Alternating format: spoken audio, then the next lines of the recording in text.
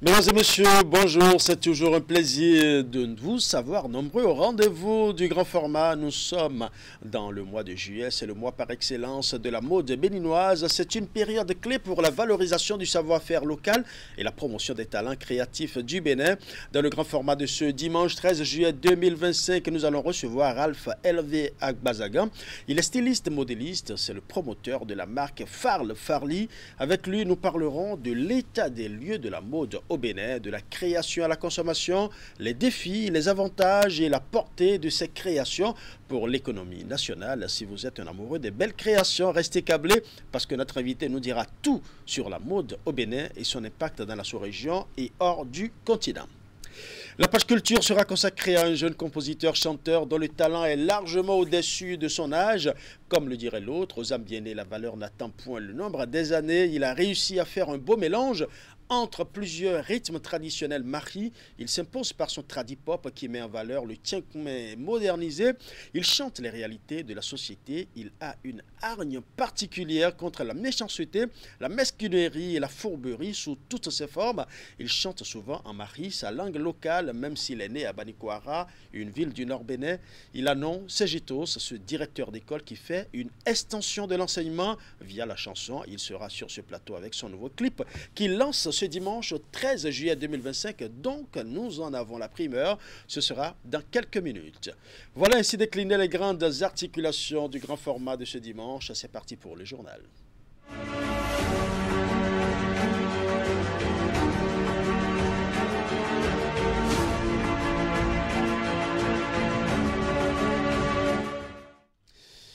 Au sommaire de ce journal, l'Académie nationale des sciences et lettres du Bénin initie un atelier sur la prise en charge médicale des situations de catastrophe. C'est un atelier qui vise à mener des réflexions afin de mieux cerner le phénomène des catastrophes et trouver des solutions pour améliorer la prévention et la prise en charge des désastres. Les détails dans un instant.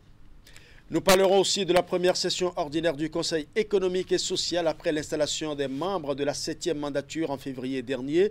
La session qui dure 30 jours sera l'occasion d'examiner plusieurs sujets majeurs qui préoccupent les citoyens. Les débats se feront principalement en séance plénière et en travaux de commission.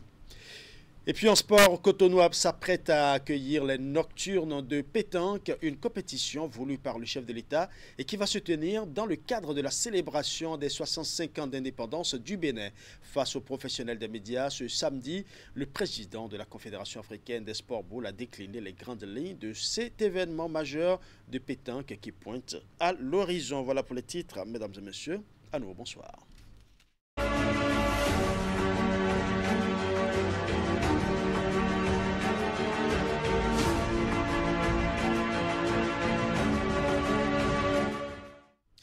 Ouvrons ce journal par l'atelier sur la prise en charge médicale des situations de catastrophe, une initiative de l'Académie nationale des sciences et lettres du Bénin. C'est un atelier qui vise à mener des réflexions afin de mieux cerner le phénomène des catastrophes et trouver des solutions pour améliorer la prévention et la prise en charge des désastres. Voici le compte rendu des travaux qui se sont déroulés à l'Institut des sciences biométriques appliquées. Suivant.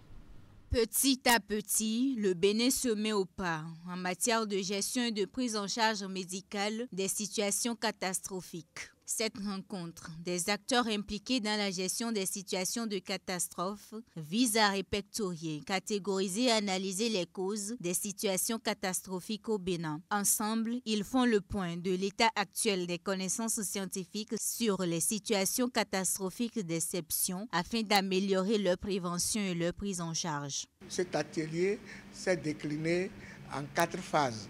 Une première phase sur les bases fondamentales scientifiques d'une catastrophe. La deuxième phase, très importante, a constitué à écouter les acteurs du terrain de notre pays qui ont géré des catastrophes.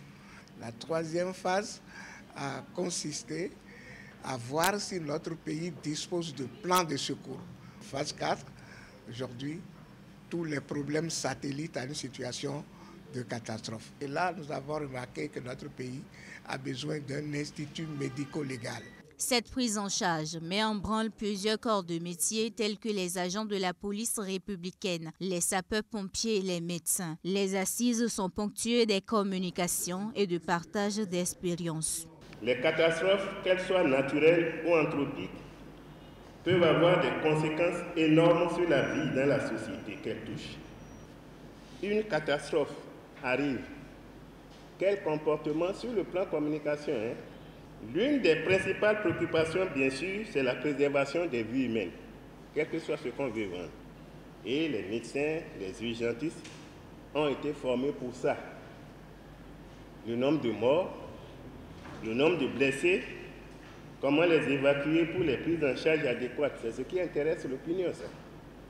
Les médecins urgentistes, comme je le disais tantôt, sont formés et prêts à faire face. On en parle depuis quelques jours avec les différents plans nationaux ainsi qu'internationaux. Au terme de la rencontre, ces acteurs seront outillés sur les bases scientifiques qui expliquent les situations catastrophiques. Des recommandations seront également faites et consignées dans un livre dénommé « La gestion des situations de catastrophe au Bénin ». Le Conseil économique et social tient sa toute première session ordinaire de l'année 2025, après l'installation des membres de la 7e mandature en février dernier. Les travaux de ces assises ont été lancés ce vendredi 11 juillet par le président Conrad Baguedi, en présence de tous les conseillers. La session, qui dure 30 jours, sera l'occasion d'examiner plusieurs sujets majeurs qui préoccupent les citoyens. Les débats se feront principalement en séance plénière et en travaux de commission. Les travaux de la première session ordinaire du Conseil économique et social au titre de l'année 2025 ont démarré ce vendredi 11 juillet. C'est la toute première pour les conseillers nationaux de la 7e mandature.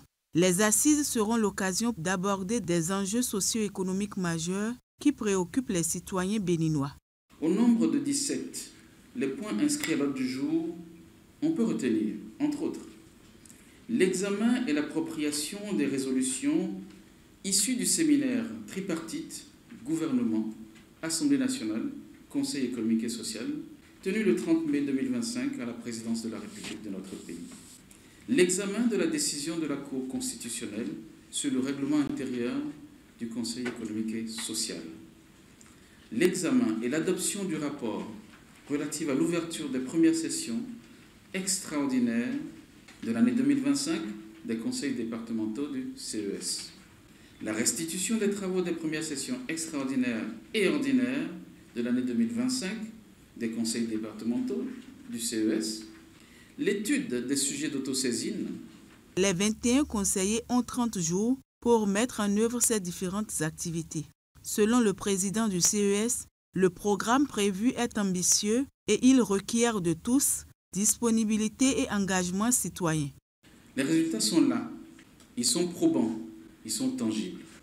Le peuple béninois sait aujourd'hui que le Conseil économique et social existe, qu'il s'investit aux côtés des autres institutions de la République pour faire connaître les dispositions prises par les pouvoirs publics en faveur du mieux-être de nos concitoyens. C'est tout à votre honneur, chers collègues. Je ne saurais terminer mes propos sans renouveler mes remerciements au chef de l'État, le président Patrice Talon, pour sa complicité bienveillante. La volonté politique affichée du gouvernement permet aujourd'hui au Conseil économique et social de mieux se positionner dans l'échiquier national et de renforcer son action au plus près des populations en lien étroit avec les ministères sectoriels. Cette première session ordinaire du CES s'achève le 9 août prochain. L'objectif final est de formuler des avis et recommandations éclairées au gouvernement et à l'Assemblée nationale, contribuant ainsi à l'élaboration de politiques publiques pertinentes pour le pays. L'ancien président de la République du Bénin poursuit ses visites sur les sites des grandes réalisations du gouvernement Talon. Nicéphore Dieudonné Soglo a visité ce vendredi le Centre international des conférences de Sofitel et la Corniche Est de Cotonou. Ébloui par la grandeur et la splendeur de ce qu'il a vu, l'ancien maire de Cotonou n'a pas caché son admiration pour Patrice Talon, sous la houlette de qui la capitale économique du Bénin et bien d'autres villes subissent une urbanisation à grande échelle. Virgile Achodagnon pour le reportage. Après la zone industrielle de Glodjigbe, le centre hospitalier international de Calavi et les logements sociaux de Ouedo, Nicéphore Dieudonné Soglo continue de découvrir le Bénin à travers les nouveaux visages que présente Calavi et surtout Cotonou, la capitale économique. Ce vendredi 11 juillet 2025, c'est le tour du Centre international de conférence de Cotonou d'accueillir l'ancien président de la République du Bénin, le premier de l'ère du renouveau démocratique. Le CIC de Cotonou, un palais des congrès construit en 1995 pour abriter le 6e sommet de la francophonie, sous la présidence de celui qui aujourd'hui le redécouvre 30 ans plus tard. Et si l'édifice a conservé son architecture novatrice et son esthétique extérieure en version améliorée, l'intérieur a été entièrement transformé sous l'impulsion du président Patrice Talon afin de relever son stand-in. On a fait tous les travaux d'installation de l'écran, de la lumière, du son, ça on l'a fait depuis que j'étais sur place. Mais par contre, la réhabilitation du lieu était déjà finie quand je suis arrivée. Ah, d'accord. C'est vrai qu'on a un lieu qui est assez unique quand on arrive, ce lustre fait que ça soit un cercle qui fait qu'on peut vraiment avoir plein de types d'événements très divers et variés. Absolument. Et une super valeur ajoutée pour Cotonou aujourd'hui. Le Centre international de conférence de Cotonou, plus connu aujourd'hui sous le nom de Dôme, a été rénové en 2022 dans le cadre d'un projet qui comportait également la transformation du Bénin Marina Hotel en un hôtel Sofitel 5 étoiles. Il inscrit Cotonou sur la liste des destinations privilégiées de conférences. Bon, on est quand même, on peut dire, dans la bonne direction. Et nous vous remercions de vous apporter, on peut dire, votre contribution à ce travail de réhabilitation et surtout de modernisation. Le Centre international de conférence de Cotonou n'est pas le seul indicateur de mesure de la tendance transformationnelle de la ville pensée par le président Talon. De par sa position par rapport à l'océan et ses caractéristiques modernes, la corniche est de Cotonou améliore l'attractivité de cette ville que Nicéphore Dieudonné Soglo a dirigée en tant que maire. Mais une ville qui le redécouvre aujourd'hui à travers cette balade vespérale improvisée. La transformation que j'ai vue jusqu'ici, débouchant sur ce qui était au fond l'emplacement de la conférence nationale souveraine. Vraiment que ces lieux-là également sont des lieux emblématiques qu'on se rappelle en disant il a fallu un bon qualitatif. Il faut garder les images du passé pour se rendre compte des progrès que nous avons faits. Ces visites de l'ancien président de la République s'inscrivent, faut-il le rappeler, dans une dynamique d'encouragement des initiatives de développement mises en œuvre par le président Patrice Talon. Autre volet de l'actualité nationale démarré le jeudi dernier à Cotonou, le colloque international organisé par la Haute Autorité de l'Audiovisuel et de la Communication à l'occasion de la célébration de ses 30 ans d'existence a pris fin ce vendredi. Pour rappel, le thème des travaux s'intitule « Régulation médiatique des élections à l'ère du numérique et de l'intelligence artificielle ». Le point de la cérémonie de clôture avec Hugues Vive. Enfin, elle a exprimé ses attentes de ce colloque tout en réaffirmant... La directrice des médias de la Haute Autorité de l'Audiovisuel et de la Communication, lisant le rapport des travaux. Un acte qui trahit la chute du colloque international ayant rassemblé les membres du réseau des instances africaines de régulation de la communication à Cotonou sur la question de la régulation médiatique des élections à l'ère du numérique. Pendant une journée et demie, plusieurs sous-thèmes ont cristallisé les échanges. Il s'agit notamment des rôles et responsabilités du régulateur à l'ère de l'IA, du cadre juridique de régulation des médias à l'ère de l'IA et de l'analyse de l'impact du numérique sur la transparence des processus électoraux. À la fin des travaux, toutes les parties expriment leur satisfaction. J'ai été vraiment, on va dire, agréablement surpris par d'abord la qualité de l'organisation, l'accueil qui a été réservé à tous les participants. Ensuite aussi sur les travaux, ça a été très, très pertinent, les questions débattues, les réponses données, les recommandations faites étaient très riches. Nous sommes pleinement conscients que l'IA n'a pas de cadre de presse. Et c'est une nouvelle réalité. Ce n'est pas les solutions qui sont les plus importantes, mais les bonnes questions. Et je crois que durant ces 2 jours, nous nous sommes posés, grâce à vous, les bonnes questions. Et nous avons beaucoup de solutions, croyez-moi. Nous avons compris tous le problème, et c'est le plus important. L'occasion est saisie par la vice-présidente du RIARC pour lancer un appel à ses pairs. C'est donc ici le lieu pour nous, membres de l'espace RIARC, de mutualiser nos expériences et bonnes pratiques, d'encourager la création de conditions de partenariat entre nos institutions de régulation et les institutions de recherche pour faire de nos chercheurs des véritables acteurs de production d'outils adaptés à la régulation de l'information et de la communication dans un contexte de développement fulgurant de la technologie et intégrant nos spécificités culturelles et linguistiques. Elle invite par ailleurs les membres de l'institution N'Djamena l'année prochaine pour le même exercice, couplé avec la célébration du 30e anniversaire de la Haute Autorité des médias et de l'audiovisuel du Tchad. Le centre de santé de Kilibor dans la commune de Ouessé, département des Collines, fait peau neuve ce jeudi 10 juillet 2025.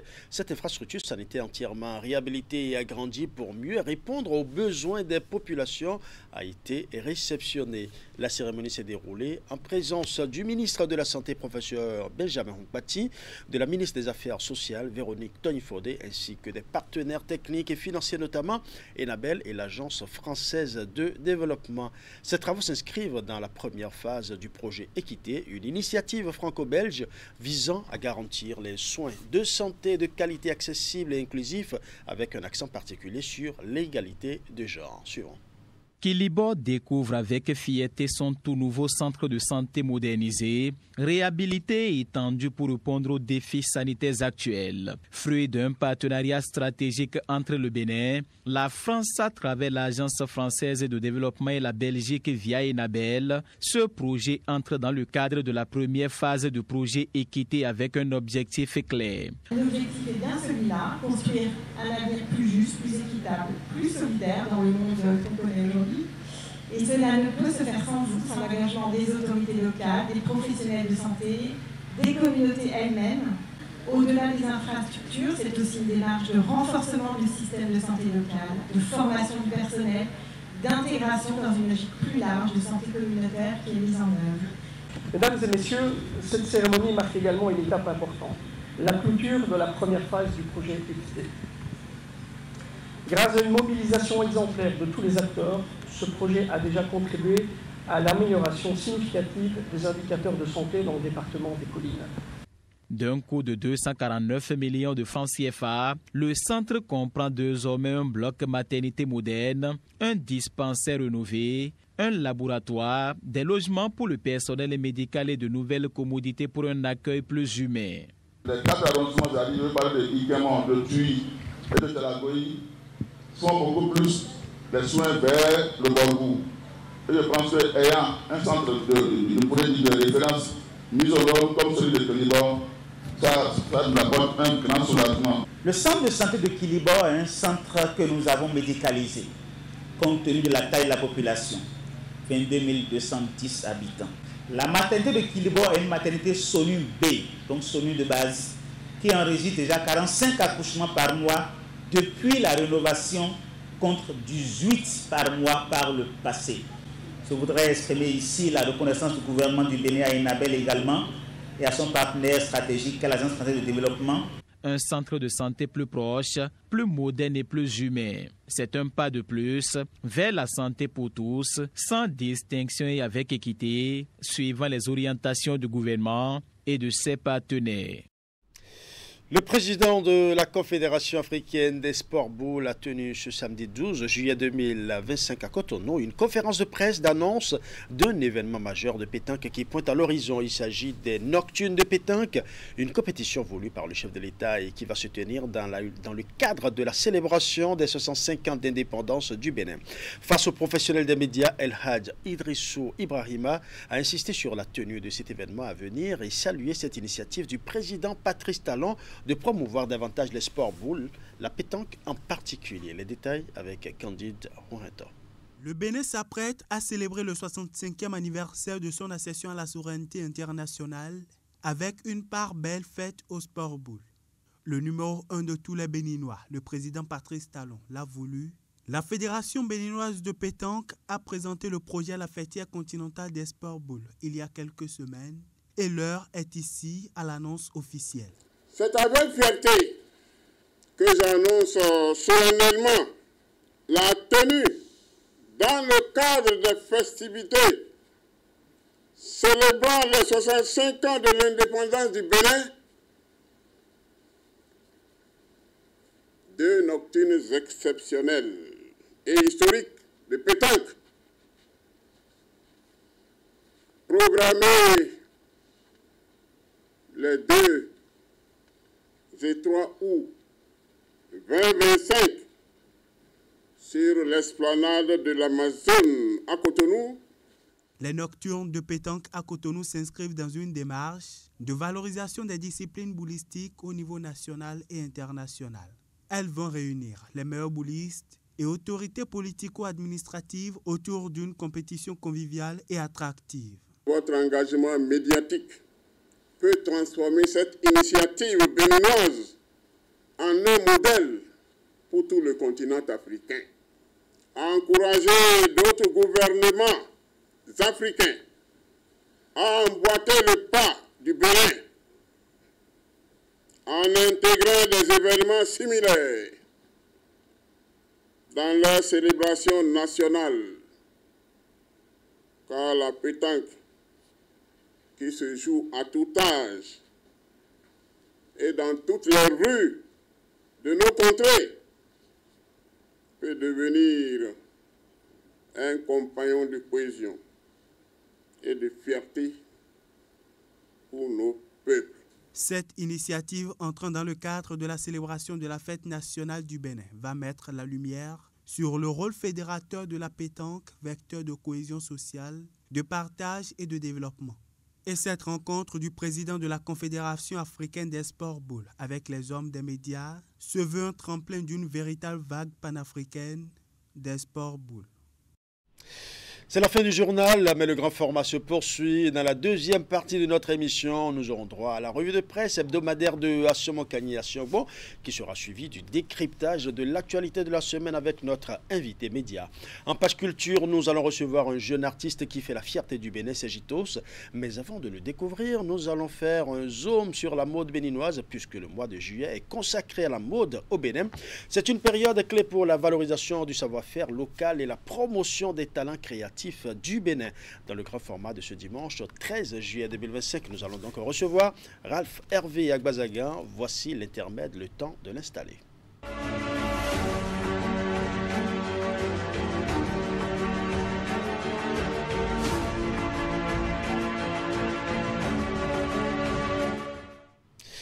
Ralph Hervé Agbazagan, bonjour. Bonjour Ulrich. Merci d'avoir accepté notre invitation. Merci, tout l'honneur est pour moi. Vous êtes styliste, modéliste, promoteur de la marque Farl Farli. Nous sommes dans le mois de juillet. Que représente le mois pour la mode béninoise? Ok, ce mois est un mois totalement destiné à la mode béninoise pour les acteurs que nous sommes. Et c'est le mois de la célébration de la mode dans toute son entièreté, en faisant un clin d'œil à tous les secteurs du milieu de la mode béninoise.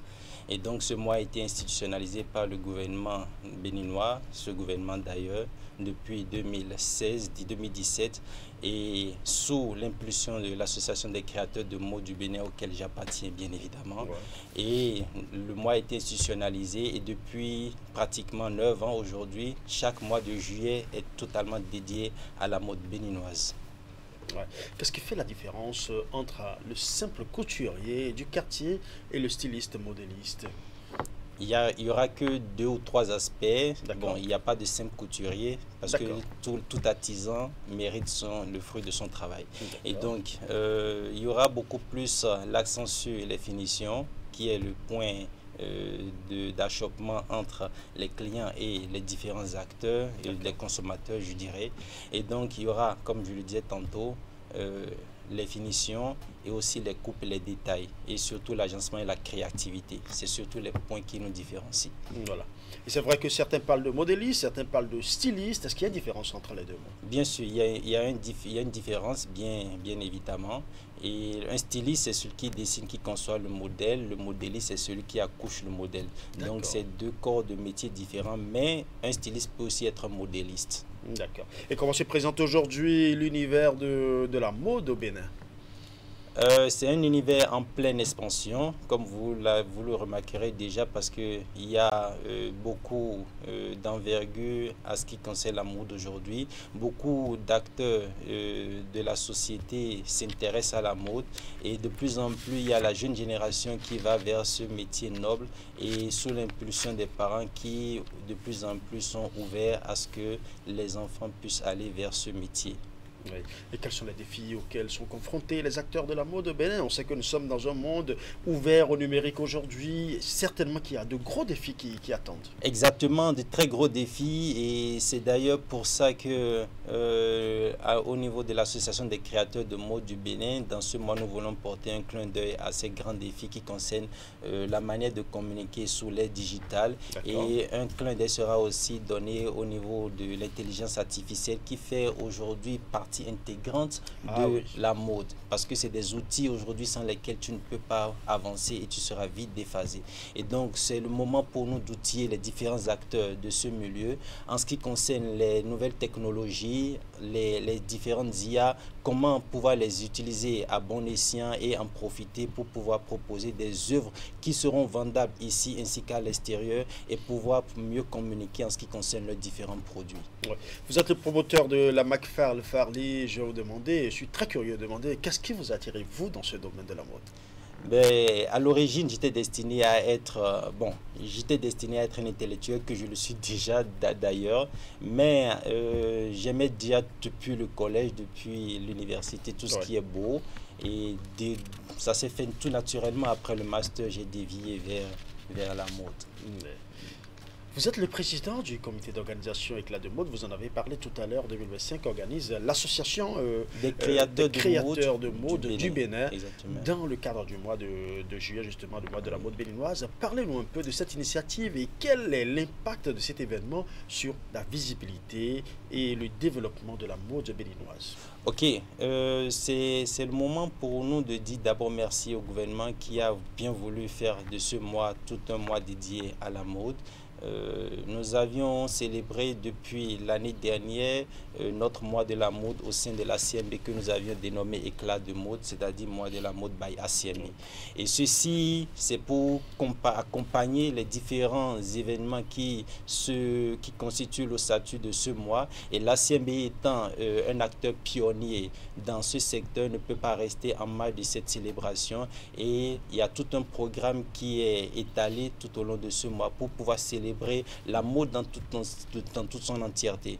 Ainsi, en marge des activités officielles du gouvernement, la CMB se propose aussi de faire les siennes à partir du 17 juillet prochain. Nous serons au niveau du Sénois, si vous me le permettez, je déroule en même temps le programme. Nous serons au niveau du Sénois, c'est-à-dire les salles Fiteb ou Cinévoque pour les anciens qui connaissent bien la ville de Cotonou. Et nous allons faire une exposition vente où tous les créateurs de l'ACMB, qui est là, comme je le disais tantôt, l'association pionnière de la mode au Bénin. Et du 17 au 27, nous serons au Sénois. Après le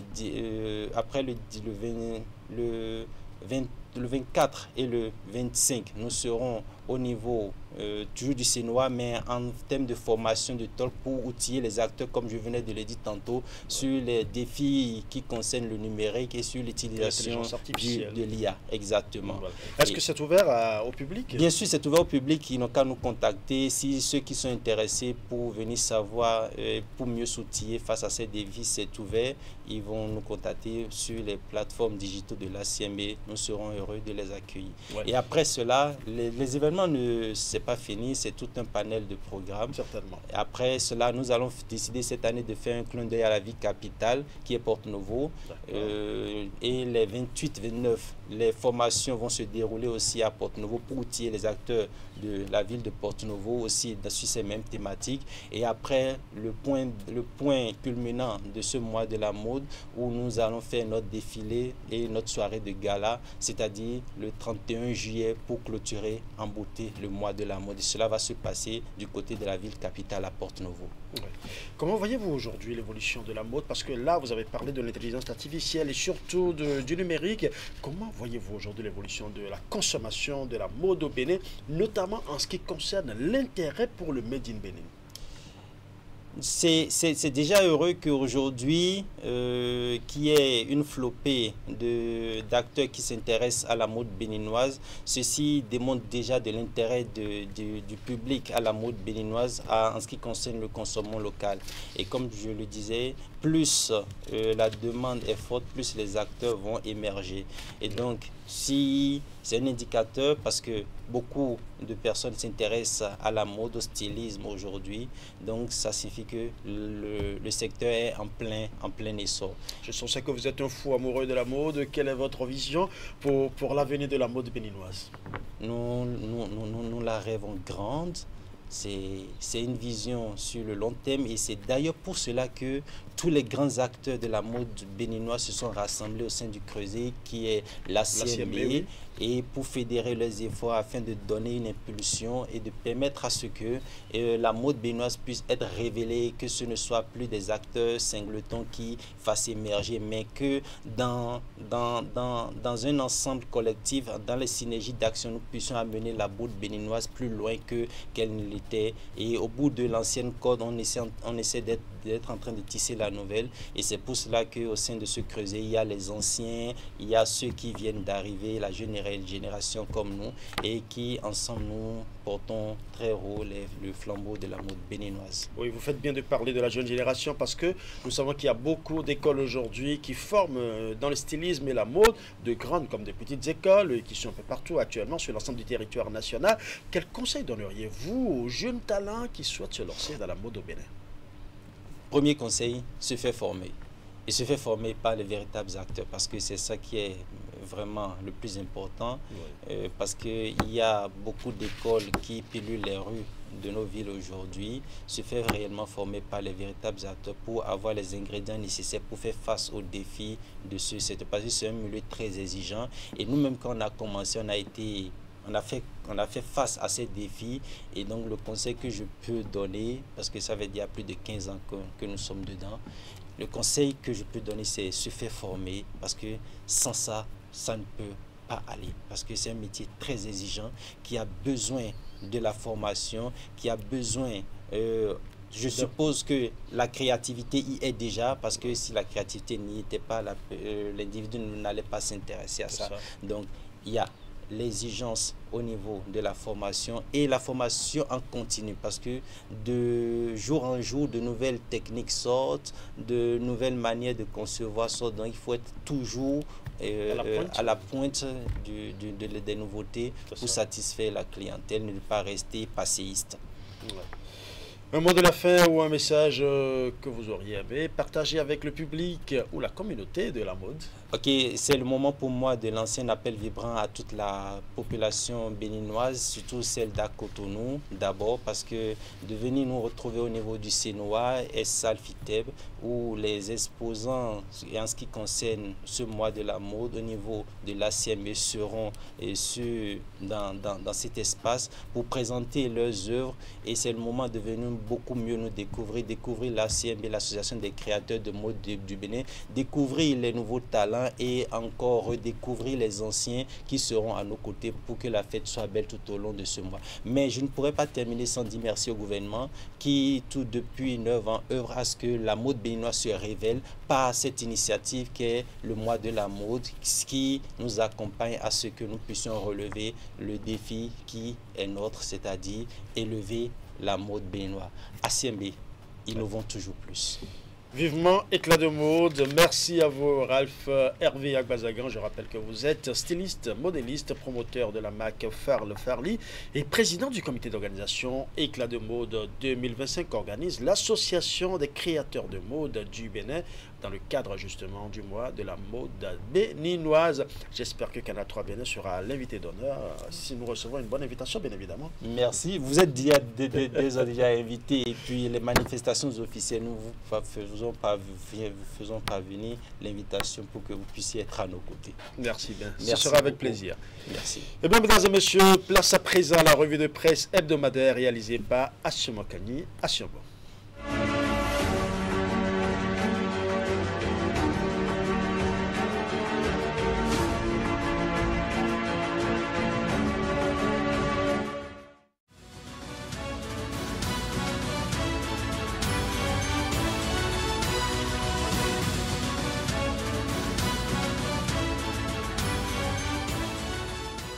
Mesdemoiselles, Mesdames et Messieurs, Bonjour, c'est la revue de presse hebdomadaire. Lundi, Fraternité écrivait que l'Assemblée nationale a adopté à l'unanimité la loi portant vision nationale de développement à l'horizon 2060. Présentée par le ministre d'État Abdoulaye Biotchane, cette vision marque la fin de la vision à l'AFIA Bénin 2025 et ouvre une nouvelle phase de planification à long terme. La vision 2060 s'intitule Bénin 2060 à l'AFIA, un monde de splendeur. Elle a été élaborée de manière participative à partir des aspirations des populations recueillies sur l'ensemble du territoire. Elle repose sur 4 piliers: la paix, la bonne gouvernance, la prospérité et le rayonnement culturel et international. À travers cette vision, le Bénin affirme son ambition de devenir, d'ici 2060, un pays de paix, de bien-être commun et d'excellence à l'échelle mondiale. Mission accomplie pour Abdoulaye Biotchane, faisait observer la nation, qui relatait que, satisfait de l'adoption de cette loi, le ministre d'État chargé du développement et de la coordination de l'action gouvernementale, Abdoulaye Biotchane, est revenu à la faveur d'un point de presse sur l'importance de cette loi. Selon lui, le texte adopté représente le symbole maison. Cette maison est le fruit d'une construction commune des Béninois. Elle est resplendissante, magnifiquement construite avec des matériaux nobles. Elle impressionne par sa prestance et son excellent état d'entretien, reflet d'un soin constant et attentif. Elle représente une nation unie, enracinée et solidaire qui offre à chacun un espace de dignité, de sécurité et d'épanouissement. Elle reflète un Bénin prospère, un pays qui rayonne et s'impose comme un modèle de développement. Hausse des frais de mobile money au Bénin, les journaux n'ont pas laissé passer cette information qui a surpris plus d'un. C'est le cas de Bénin Intelligent qui est allé interviewer Simon Narcisse Rolonsou qui exprimait sa vive préoccupation face à cette augmentation des frais de retrait via le service mobile money de l'opérateur MTN. Cette décision prise sans consultation préalable constitue une charge supplémentaire pour les usagers, notamment dans un contexte de vulnérabilité économique accrue pour une grande partie de la population, laissait-il entendre avant d'appeler l'ensemble des consommateurs à rester vigilants et solidaires et à signaler toute difficulté ou abus observé.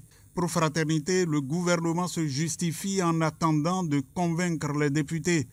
Interrogé la semaine dernière sur cette question d'augmentation tarifaire décriée, informait le journal, Wilfried Léandre Hungbeji, secrétaire général adjoint et porte-parole du gouvernement, a clarifié la responsabilité de l'État dans ce dossier. Cette décision des opérateurs GSM n'est ni une décision du gouvernement ni de l'ARCEP Bénin, a-t-il affirmé. Selon lui, les tarifs des services financiers numériques, notamment le mobile money, relèvent de la régulation de la Banque centrale des États de l'Afrique de l'Ouest. Il a précisé que la BCEAO est l'instance chargée du contrôle, de l'encadrement et du suivi de ces services et non le gouvernement béninois. Certainement que les députés vont chercher à mieux comprendre pourquoi une telle décision n'est pas encore appliquée par le 3e opérateur GSM et les autres pays de l'espace UEMOA. Et déjà, le journal rapportait la réaction d'un député de l'opposition. En effet, le 4 juillet 2025, Joël Godonou, représentant du groupe parlementaire Les Démocrates, a interpellé l'exécutif sur les hausses abusives des tarifs des opérations mobile money opérées par certains réseaux GSM. Membre de l'autorité de régulation des communications électroniques et de la Poste, le député Godonou souhaite obtenir des informations concernant la participation ou à tout le moins l'implication de l'ARCEP dans le projet des nouvelles tarifications. Cette démarche s'inscrit selon lui dans un contexte de préoccupation économique pour les citoyens béninois alors que l'économie du pays traverse une période de défi. Dans la suite, les résultats de l'examen national du baccalauréat session de juin 2025 ont été donnés. Bénin Intelligent rapportait que sur les 78 537 candidats présents à cette session, 57 349 ont été déclarés admis, soit une progression de plus de 16% par rapport à l'année 2024, 56,93%. Le Bénin enregistre un record inédit au baccalauréat 2025 avec un taux de réussite de 73,02%. Les résultats de cet examen ont été proclamés le mercredi 9 juillet, un record exceptionnel, selon le directeur de l'Office du baccalauréat, Alphonse Da Silva, qui se dit personnellement ému. Le Soleil Bénin faut de souligner que si les examens ont été une réussite dans l'ensemble, cela est dû à l'engagement et aux réformes mises en place courageusement par le chef de l'État depuis 2016. Les résultats officiels des examens nationaux traduisent avec éclat l'efficacité des réformes dans le secteur éducatif, avec 89,81% de taux de réussite au certificat d'études primaires, 77,25% au brevet d'études du premier cycle et 73,02% au baccalauréat. Le Bénin confirme sa marche résolue vers une éducation performante, inclusive et compétitive. Le billet de fraternité du vendredi pointait un taux de réussite flatteur. Le taux de réussite à l'examen du baccalauréat session de juin 2025 est assez remarquable, plus de 73%. Un enseignant d'université, après avoir eu l'information, a refusé d'y croire. Il y a des lustres que le Bénin n'a plus enregistré un tel niveau de succès. C'est pourtant la réalité têtue et à moins que, comme voudraient le croire certains ennemis du progrès, Patrice Talon est lobotomisé, correcteur et organisateur de l'examen pour le contenter avec un résultat politiquement exploitable entre griffes. En fin de mandat, il faut bien admettre que l'école béninoise a gagné en qualité. Le niveau des épreuves n'ayant pas chuté, il faut bien croire que les apprenants ont bien assimilé et bien restitué.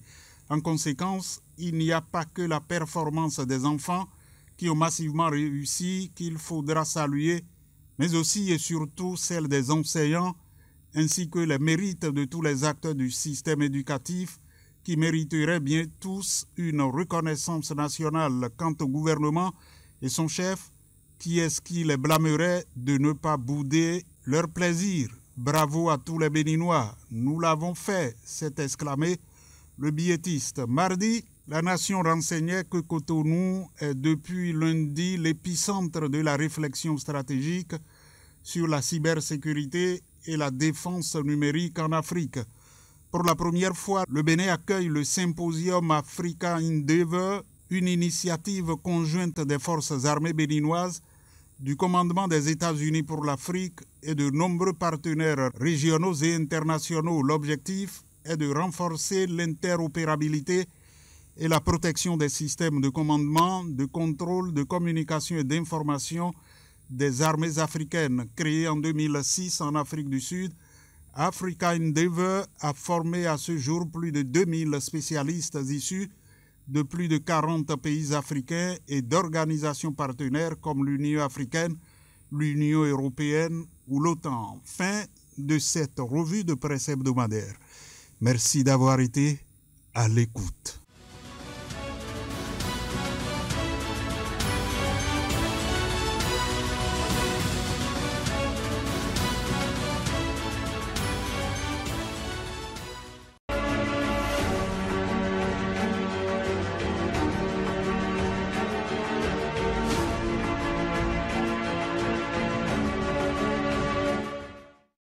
Retour en plateau avec notre invité média, Aziz Adam Soulé. Il s'appelle. Bonsoir et merci d'avoir accepté notre invitation. Bonsoir à vous, Ulrich. Bonsoir à tous les téléspectateurs. C'est un plaisir de vous avoir avec nous. Nous avons d'habitude 3 sujets d'actualité. Est-ce que vous êtes prêt pour le décryptage? Je suis prêt pour l'exercice. Voilà. Vous l'avez certainement constaté, comme tous les Béninois d'ailleurs, une commission parlementaire est mise en place pour investiguer sur le présumé cas de malversation financière annoncé par l'ancien ministre Paulin Akpona. Que pensez-vous de la composition de cette commission? D'abord, la composition. Oui, déjà, Ulrich, quand on jette un coup d'œil, en tout cas, sur la composition justement de cette équipe-là, cette commission-là, qui devra enquêter sur ce que l'ex-ministre Paulin Akpona a décrié lors de son passage à une sortie qu'il n'a pas ratée par ailleurs, qui l'a emporté, on peut on peut constater qu'il y a un équilibre dans cette commission. Justement, on peut voir, si je ne me trompe, 4 membres du parti l'Union progressiste Le Renouveau, 3 du côté du principal parti de l'opposition, les démocrates, et puis 3 autres partis également du parti du cheval blanc cabré, justement, le bloc républicain. Alors, dans la composition, quand on voit aussi la casquette, sinon, oui, on peut parler même peut-être du statut de ces différents députés. On peut faire foi à cette commission, vu que c'est le Parlement qui les envoie. Ils sont conscients de la mission qui est la leur. Ils savent que c'est suite, sans doute, à un certain nombre d'irrégularités qui a été décrié par, on va dire, d'une manière ou d'une autre, un lieutenant du gouvernement. On peut faire foi, comme je le disais tantôt, et penser que dans les tout prochains jours, je crois bien, la commission, selon mes informations, ils ont tout au moins 3 mois pour rendre un rapport final. Et donc, pour moi, c'est déjà, par rapport à la composition, c'est un motif de satisfaction. C'est un motif également d'espérance et surtout... gageons de ce que le rapport va sortir et que réellement on puisse faire la lumière réellement sur ce dossier. Ouais. Nous reviendrons sur la probabilité du rapport. Déjà, il faut se demander pourquoi une nouvelle commission alors que le Haut Commissariat à la prévention de la corruption a déjà mis en place une autre commission pour le même exercice. Écoutez, c'est la séparation des pouvoirs. Quand on sait que le HPC, le Haut Commissariat justement à la prévention de la corruption, si je ne m'abuse, justement, est un outil rattaché justement à la présidence de la République, et on sait que là-bas c'est l'exécutif. De l'autre côté, on sait que c'est le législatif qui envoie justement ces lieutenants pour aller enquêter sur ce qui s'est probablement, parce que jusque-là on n'a pas encore les preuves de ce qu'il y a eu siphonnage, si je dois m'en tenir au propos de choses de celui-là même qui l'a dit. On est dans une présomption, nous sommes dans la supposition, et donc je crois que les deux parties, et vu aussi, on va dire, l'importance et la sensibilité du dossier, c'est l'honorabilité de tout un régime qui est justement mis peut-être à terre là, parce que quand on est, je le disais, sur un plateau, quand on a aussi cette expérience là, quand on est un lieutenant de la République à se redonner et qu'on se permet de faire des affirmations comme ça, l'autre dira peut-être qu'il n'y a pas de fumée sans feu, et justement c'est cette fumée là que cette équipe là va pour, on va dire, qu'il faut auditer. Vous avez demandé pourquoi une autre commission. Oui, une autre commission parallèle, parce que le HCPC est on l'a déjà vu, par ailleurs proactif sur le terrain. On a vu des différentes sorties depuis que justement cette commission-là a été installée, le Haut Commissariat qui prend ses marques, en tout cas personnellement c'est le constat que je fais. Et de l'autre côté aussi, pourquoi la commission justement composée de cette équipe-là, ce mélange-là de la mouvance et de l'opposition, je pense que ça permettra d'aller plus vite. À mon sens, ça permettra d'aller plus vite dans la mesure où on va dire, dans cet engrenage, quand on voit cette dernière semaine, surtout la façon dont cette actualité a été agitée, 3 mois, je pense que ce n'est pas aussi tuant. 3 mois pour nous permettre réellement d'enquêter. Quand j'ai pu parcourir les quelques notes de ce pourquoi ils ont leur cahier de charge, si on peut le dire ainsi, ça dénote de ce que le gouvernement a la volonté et toute l'équipe autour veut voir clair dans cette affaire, parce que quand on sait que l'eau, c'est l'élément le plus vital, et dans une région comme dans d'autres régions par ailleurs, ça mérite en tout cas interrogation, questionnement, et ça mérite d'aller à la source pour savoir réellement et situer véritablement les responsabilités.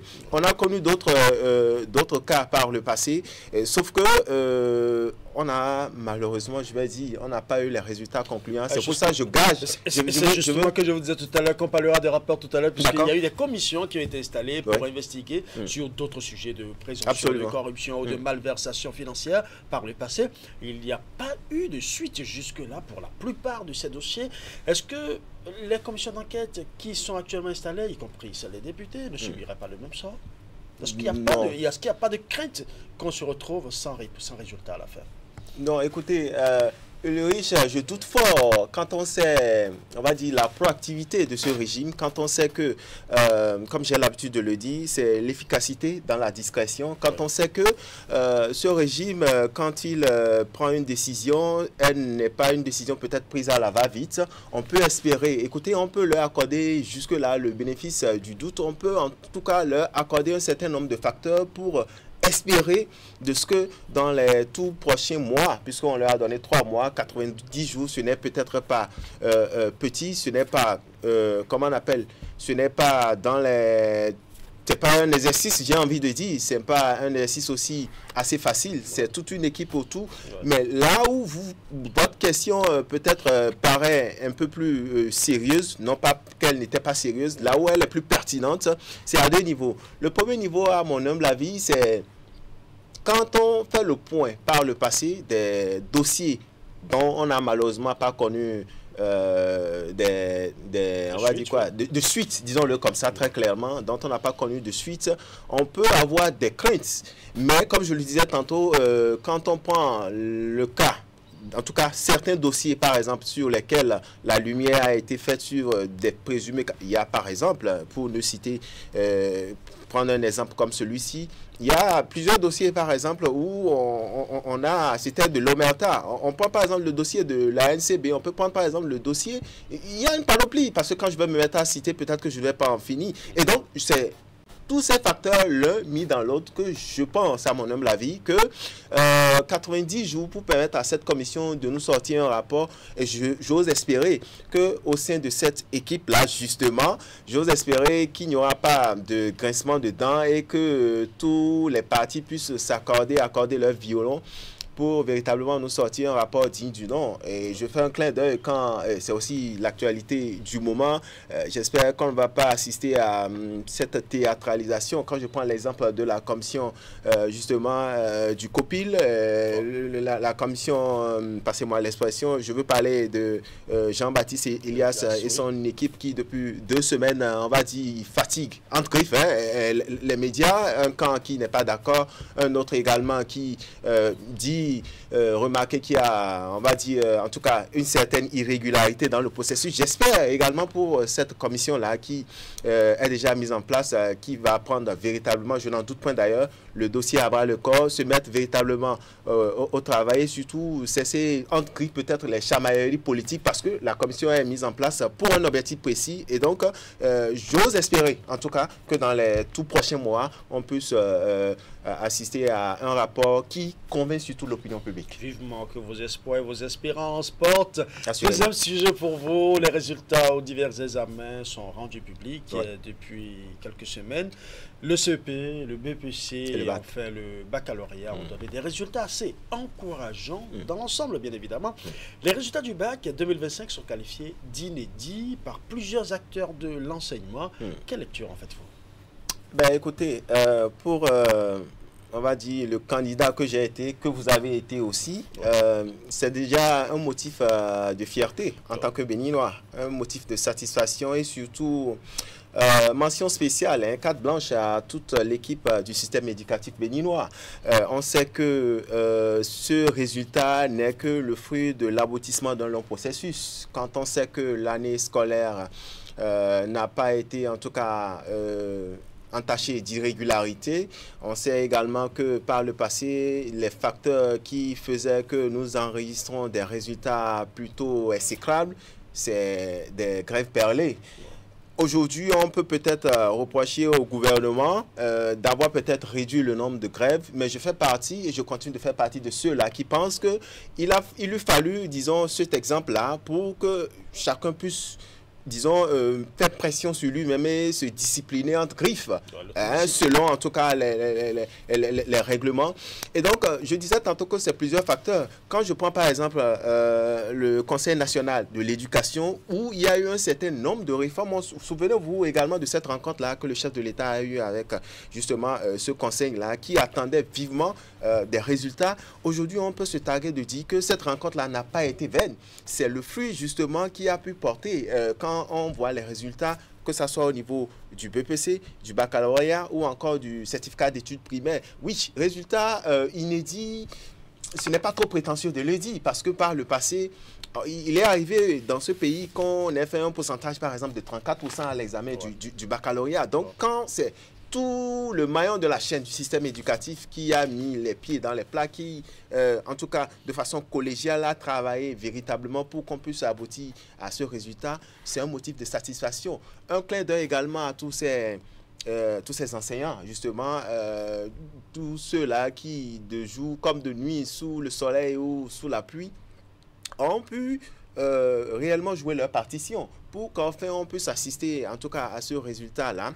L'autre chose, c'est également ceux-là qui, je ne dirais pas qu'ils sont peu valorisés, qui également font un travail titanesque. Je veux parler des AME qui également ont apporté leur contribution à tout cet ensemble-là. Et donc, pour moi, bravo à tout le système éducatif, sauf que il va falloir qu'on puisse maintenir le cap et aller même au-delà, parce que nous savons le bac béninois, comme par le passé, il continue d'ailleurs, ça fait école dans d'autres pays de la sous-région. On est un exemple et on peut se targuer d'en être fier. On peut également, sur certains aspects, c'est vrai que tout n'est pas aussi rose dans le système éducatif. Les syndicalistes demandent l'amélioration de leurs conditions de travail, mais sans un préalable. Et je pense que c'est ce sacrifice-là qui aujourd'hui fait notre fierté. C'est le prix d'un mérite collectif. Et je pense que c'est à mettre à l'actif du gouvernement. Et je ne vais pas citer pour en faire des jaloux tous les maillons de la chaîne. Et bon, voilà, c'est tant mieux pour l'éducation béninoise. Oui, de bons résultats, certes, mais l'année académique qui s'annonce risque d'être sulfureuse avec l'entrée de nouveaux bacheliers dans les universités. Est-ce qu'il n'y a pas risque de pléthore, d'une part, dans les universités, bien évidemment, et de mauvaise orientation aussi, d'autre part, quand on se souvient aussi qu'à la faculté de droit de Parakou, on connaît le nombre d'admis sur un nombre bien inscrit. Et on se demande, pendant que beaucoup restent, il y a eu beaucoup d'entrées, comment ça va se passer? Bon, écoutez, comment ça va se passer? Peut-être que nous n'avons pas les compétences pour le dire sur ce plateau, mais de notre regard d'analyste, on peut, sans risque de se tromper, dire que sans doute le gouvernement a déjà pris ses dispositions et a pris en tout cas a mis toutes, comment on appelle, a pris toutes les dispositions, a mis les garde-fous. Est-ce qu'il y a autant d'amphithéâtres pour recueillir? On sait très bien que tous les bacheliers ne vont pas à l'université, mais est-ce qu'on a suffisamment d'amphithéâtres justement pour recueillir ce nombre, ce flux justement qui va vers les universités, et aussi assez d'enseignants pour pouvoir effectivement donner la formation qu'il faut? Je pense que depuis peu, avec l'avènement des ministres conseillers, j'ai pu voir un des ministres justement de ce domaine-là qui est véritablement opérationnel sur le terrain, qui dit aujourd'hui, avec les possibilités de formation justement dans l'insertion professionnelle et d'autres possibilités, qui dit que c'est uniquement tout ce résultat-là que nous avons eu à ce pourcentage-là. Ils ne sont pas tous appelés à rejoindre les amphis. Il y a des qualifications qui leur permettront véritablement de faire leurs armées, même peut-être être plus opérationnels et plus utiles pour la nation. Et donc, je pense que c'est l'une des possibilités. Je sais que le gouvernement y réfléchit déjà par ailleurs. Et vous avez parlé peut-être d'orientation. Non, quand on sait que chaque année, il y a cet exercice-là qui est devenu pratiquement une tradition. Je parlais de ces séances traditionnelles d'orientation de ces candidats-là, après l'obtention de ce précieux sésame, justement, le baccalauréat. On peut sans risque de se tromper dire que oui, cette année aussi, ce sera le même cas, sauf que au-delà même de l'orientation dans le monde universitaire, comme je le précisais tout à l'heure, il y a plusieurs modules de formation aujourd'hui, des insertions professionnelles qui feront que en quelques mois, on va dire même peut-être en 1 an, 2 ans, ils pourront être opérationnels sur le terrain. Et donc, je pense que là, oui, on peut avoir des craintes, mais les craintes doivent rester minimes dans la mesure où, je pense que pour ces différents candidats-là, vous avez parlé de pléthore, oui, mais c'est toujours mieux d'obtenir ces diplômes, faire la fierté du Bénin, que faire un score, on va dire, qui n'honore pas l'intelligentsia béninoise, qui n'honore pas en tout cas le gouvernement. Et donc, je pense que le chef de l'État, même de sa position aujourd'hui, quand on voit ces résultats, il peut se dire fier, il peut se dire en tout cas, au-delà de tout ce qu'on peut lui reprocher, que oui, sur un aspect, il y a un chantier qui est en cours et véritablement, comme je le disais, il faut pouvoir maintenir le cap, c'est le plus important. Ouais. Le troisième sujet nous emmène hors de nos frontières. Nous allons faire un tour au Gabon où le nouveau président démocratiquement élu a créé son parti politique. Le week-end écoulé, Brice Clotaire Oligui promet faire bientôt les primaires pour que les représentants du parti soient légitimes. Que dire de ce général des armées venu par coup de force et qui a maintenant retrouvé la voie de la démocratie? J'aime bien justement votre question, elle me fait sourire par ailleurs, parce oui, que oui, on sait qu'il est arrivé par un coup de force, mais qui aujourd'hui, on va dire, fait l'effort d'entrer dans les rails, même si ailleurs, on sait comment ça se passe. Sauf que Oligui Nguema, j'aime bien son rythme parce que on peut lui reprocher peut-être la façon dont il est entré. Hein, il a pris, comment on appelle, le pouvoir. Mais on sent, c'est vrai qu'il n'y a pas d'éthique en politique, d'accord, mais on sent quand même un réformateur, à mon humble avis. On sent quand même quelqu'un qui fait l'effort peu ou prou de donner une autre image à ce Gabon-là qui était entre-temps la chasse gardée, justement des bongos, si on peut le dire ainsi. Et donc, j'ai pu, en tout cas, ça et là, voir quelques signes de mécontentement, notamment par rapport aux figures de l'opposition au Gabon, qui estiment que c'est un parti de trop. Écoutez, chaque régime vient, il met son arsenal qu'il faut, il se donne, en tout cas, des béquilles pour pouvoir, en tout cas, entrer. Oui, il faut entrer dans la bague. Et donc, si il se... Bon, écoutez, ailleurs, il y en a qui n'ont pas peut-être proposé un parti politique et qui ont révisé la Constitution et se sont maintenus au pouvoir. Mais si lui, il a plus ou moins le mérite de le faire, c'est à mettre à son actif. Et quand j'ai pu écouter une partie, en tout cas un bout de son discours, où il dit que ce parti n'est pas créé, en tout cas pour, comment on appelle, pour... on va dire ça pour des fins personnelles, voilà, j'y arrive, je retrouve mon latin, mais que ce parti est créé, que c'est un outil pour véritablement booster les choses. Bon, à voir les bases qu'il pose, on peut plus ou moins lui accorder le bénéfice du doute et attendre de voir. Oui, mais on peut aussi te poser la question de savoir mais pourquoi il n'a pas eu besoin de ce parti avant de se faire réélire. Il s'est fait réélire, sans ce parti politique. Oui, c'est tout à fait normal. C'est comme ce que je disais, mais ce n'est pas parce que justement il a procédé de la sorte que ça doit pouvoir continuer. Pour quelqu'un qui, en tout cas, il estime qu'il veut bouger véritablement la ligne, écrire son histoire, je pense que... puisque la Constitution ne lui interdit point, je pense qu'il est dans son droit de le faire, dans la mesure où, vous voyez, il a dit, il a précisé que c'est pour et que tout se passera dans les règles là. Bon, c'est vrai qu'entre le dire et le faire, on attend de voir dans les tout prochains jours comment ce parti-là va fonctionner véritablement. Du côté de l'opposition, on a aussi quelques craintes. Je peux aussi comprendre ces craintes-là. Mais c'est un parti qui est, on va dire, qui vient de voir le jour. Attendons de voir dans les tout prochains jours l'allure que prendra ce parti pour qu'on n'ait pas, en tout cas, un parti bis comme ces partis-là qu'on a connus par le passé, oui, justement, au Gabon. Certains craignent l'installation d'une nouvelle dynastie. Est-ce que c'est le cas pour vous? Non, pas forcément. Je ne pense pas que ça pourrait être l'installation d'une nouvelle dynastie, un peu comme à la Bongo par le passé.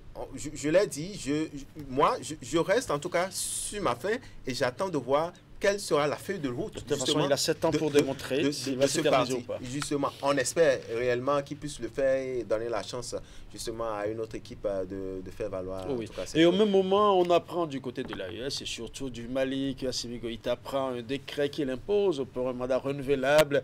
Quand on compare l'Afrique de l'Ouest et l'Afrique centrale, on constate que des militaires sont venus au pouvoir de la même manière, c'est-à-dire par les armes, mais la gestion du pouvoir n'est pas la même. Quelle lecture faites-vous quand on fait cette petite comparaison?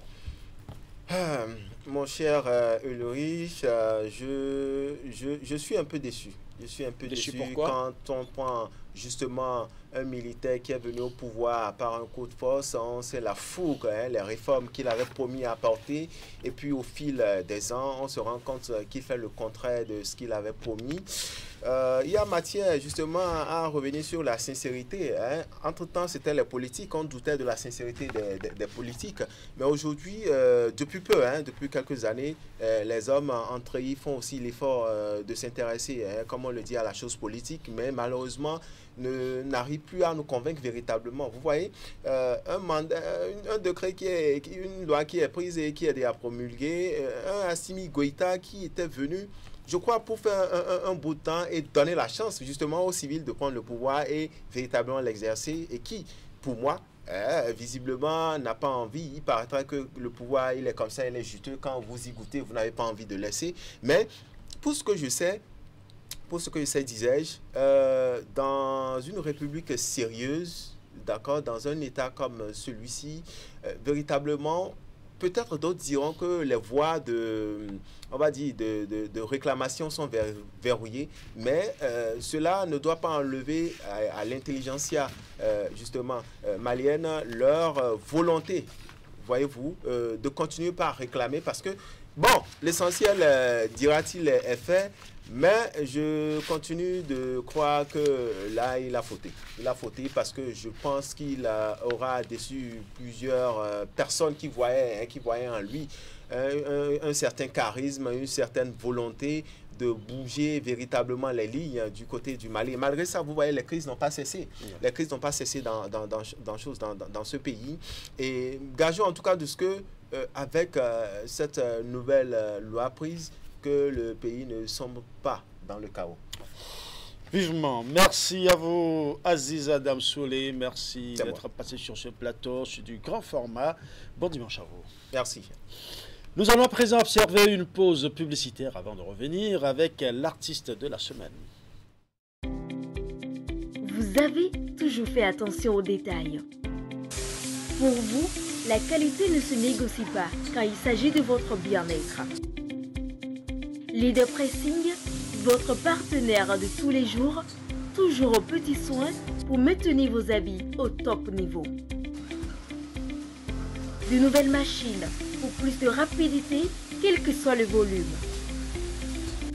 De nouvelles boutiques pour être plus proche de vous. Leader Pressing, l'efficacité à un prix imbattable.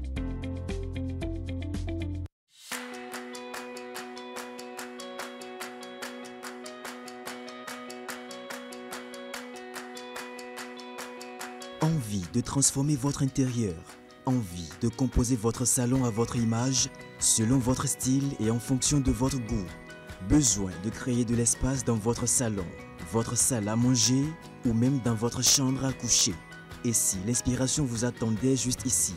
Design moderne, style vintage, bois noble, matière naturelle, couleurs tendance et bien d'autres encore.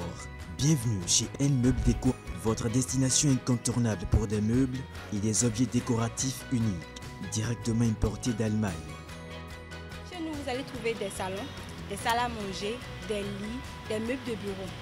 La particularité, c'est que le client peut lui-même composer ses articles. On n'impose pas notre composition. Donc vous pouvez venir voir un ensemble de tables avec salle à manger. Vous pouvez prendre juste la table ou juste les chaises. Des canapés confortables, des tables élégantes, des objets déco-tendance, il y en a pour tous les styles et tous les budgets.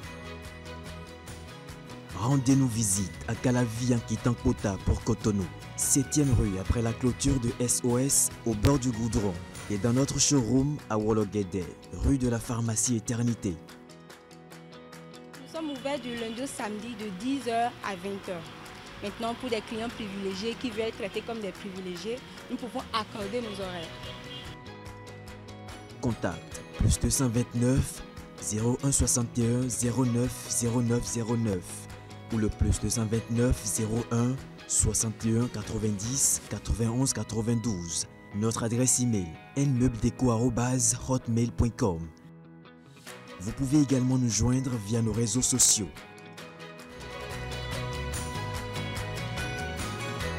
Sublimez votre intérieur, révélez votre style.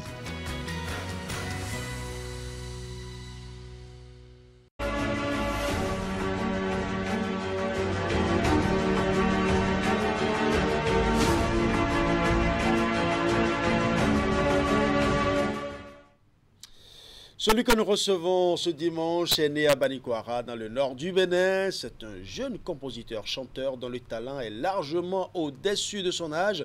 Comme le dirait l'autre, aux âmes bien nées, la valeur n'attend point le nombre des années. Il a réussi à faire un beau mélange entre plusieurs rythmes traditionnels maris. Il s'impose par son tradipop qui met en valeur le tchèque modernisé. Il chante les réalités de la société Mais attention, il a une hargne particulière contre la méchanceté, la mesquinerie et la fourberie sous toutes ses formes. Il chante souvent en mari, sa langue locale, même s'il est né à Banikwara, dans le nord du Bénin. Il a nom Sejitos, ce directeur d'école qui fait une extension de l'enseignement via la chanson.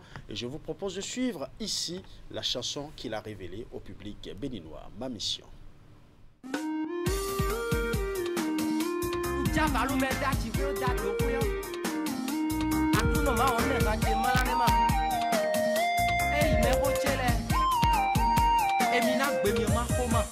Manchele e so gwenema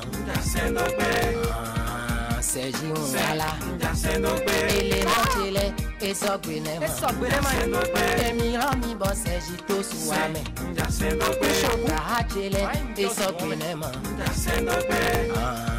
Seji unala Shoka hachele e so gwenema Emi rami bo adatan limbio wama Gataro gbẹdẹrọ dọ̀rùn gẹ̀yìn lọ́mọ. Eyama. Ìtàgbọ́ àdọ́dọ́ máa kó tán náà kó mà. Wọ́n máa ṣe gbẹ̀kú sílé. Pẹ̀lú ẹ̀ máa ń blọ́ ní bójú náà. Sẹ́mi ló gbẹ̀mẹ́ bí ọ́ èrò Sejitos. Ndrona sẹ́wé do hàn gbé. Dieu m'envoie sur la terre pour la musique. Moi, ma mission sur cette planète, c'est de chanter. Et je viens de commencer cette noble mission. Je suis là pour sensibiliser, pour veiller les hommes cibles. Je suis là pour faire bouger tous les animaux. Je suis là pour faire vibrer tous les végétaux. Kini vika bios funde me homa nechile. Edona homa la jam takine da hole homa da hole sejin wadudu ionibo. Miken klembo ana chemi mi bo hunde nibo. Manchele esogwene man. Sejin wala. Waniyon humedo kwe fibo kwe tabo makujodo he. Mino so weke mi dele bojo dagba hodo. Ulibonu dagbe bo adu. Voilà, vous connaissez désormais l'artiste que nous recevons aujourd'hui. Il est déjà en plateau. Sejitos, bonsoir. Bonsoir, monsieur le juge. Merci d'avoir accepté notre invitation. C'est un plaisir pour nous de te recevoir, sur ce plateau. Grandement partagé. Ouais. À l'état civil, tu réponds au nom de Sewedo Ghislain Tossou, c'est bien cela. Ah oui. Voilà. Tu as commencé à t'essayer à la musique traditionnelle déjà à l'âge de 7 ans, percussionniste, tu jouais tout. Quand tu vois une table, ça devient une percussion. Un bol, c'est une percussion. Voilà. Bon, on s'est un peu renseigné sur toi. C'est un amour qui t'a transmis ton géniteur, qui était lui-même un amoureux alors bon, à l'Edo Gagnon, à l'Ekperaou, voilà. À Djakoui, et bien d'autres icônes de la musique, de la bonne musique traditionnelle, il faut le préciser. Ah ouais. Tu as été bercé dans tous ces sons, tu as découvert la richesse du Tchékoumen. Voilà, le Gotha aussi, et d'autres rythmes de l'ère culturelle mari que tu as adopté d'ailleurs dans ta chanson. Parle-moi un peu de ta rencontre avec la musique. La musique, comme vous l'avez dit tout à l'heure, je ne peux pas dire que je suis né avec la musique. Hein. Bon, moi, je suis né au nord, à Banikwara. Il y a la musique au nord à Banikwara aussi, quand même. Ouais. Mais j'ai grandi à Vrankou, à Port-Novo, dans l'Ouémé. Donc, j'ai commencé le CI à Vrankou. J'ai fait du CI jusqu'au CM2 à Vrankou. Donc, quand on se réveillait les week-ends, on se réveillait avec la musique. Papa jouait les chansons traditionnelles. Lesquelles? Alors, bon, dans le temps, Yézi Gagnon, à l'Edo, à l'Ekperaou. Il y a des chansons dont vous vous souvenez particulièrement que vous pouvez redonner très rapidement là. La chanson de Alopon, il y a une chanson qu'il aimait tellement et qui jouait personnellement. Laquelle déjà? Veno fon e kun khota Alopon do tachiru be et ma coco non va. Ah oui, il aimait ça. Et puis la chanson de Gagnon.